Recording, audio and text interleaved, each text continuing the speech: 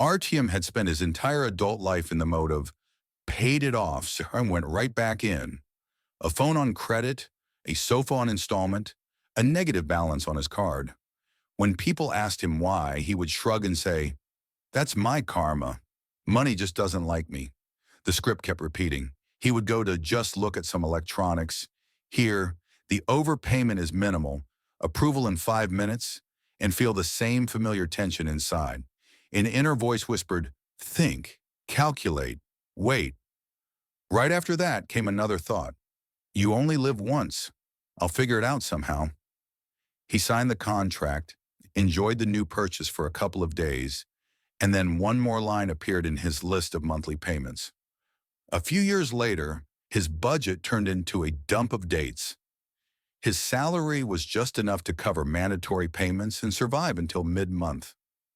Any force majeure, illness, car repair, pushed him straight into the red.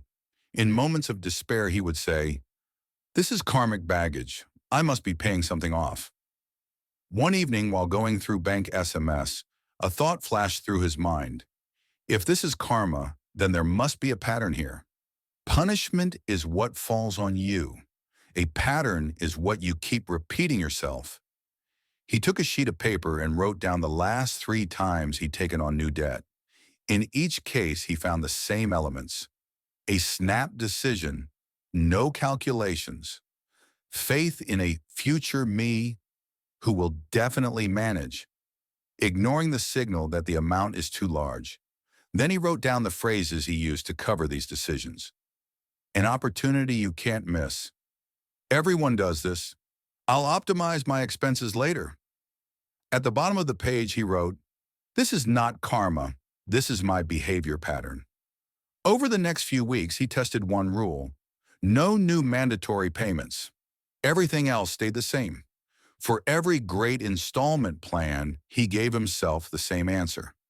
First calculate, then decide. In most cases, once he picked up a calculator, the desire to take the credit disappeared. At the same time, he made a list of all his debts with dates and amounts. No self-deception, no hope for a miracle. Just facts. The total amount was less frightening than the chaos in his head. 3 months later, something happened that he previously would have called a karmic blow. His bonus was delayed, and he had to repair his car. The difference was that he did not add a single new credit. It was unpleasant but manageable. For the first time, he saw what the same situation looked like without the old pattern of cover everything with borrowed money. By the end of the year, his debts were smaller, not because the universe took pity on him, but because new layers had stopped piling up. Old payments were being closed. New ones no longer appeared. The problems didn't vanish, but they stopped turning into an endless chain of loans. At some point, he formulated it for himself. If I repeat the same action, life repeats the same result. Whether you call that karma or not is a matter of taste. For him, karma stopped being a sentence and became a name for a cycle. Stimulus, habitual reaction, habitual outcome. Breaking the cycle turned out not to be a miracle, but a set of boring decisions.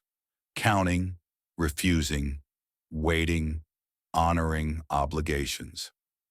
It didn't make him rich, but it removed the feeling that something is being done to him. Each next step stopped feeling like a verdict from the past and became an ordinary choice in the present.